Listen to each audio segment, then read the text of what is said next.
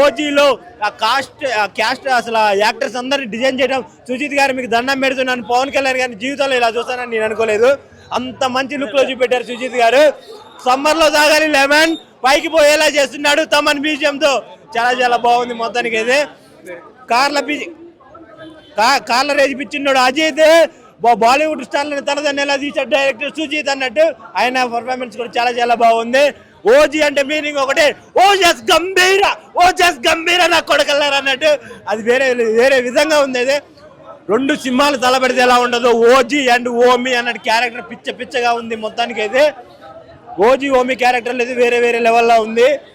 ఓమి అయితే ఒకటే డైలాగ్ చెప్తాడు, డియర్ ఓజీ, నిన్ను చూడాలని, నీతో కలిసి మాట్లాడాలని, నిన్ను చంపాలని ఎదురు చూస్తున్నా నీ ఓమి అన్నట్టు ఆయన డైలాగ్ చాలా చాలా చాలా పేలింది.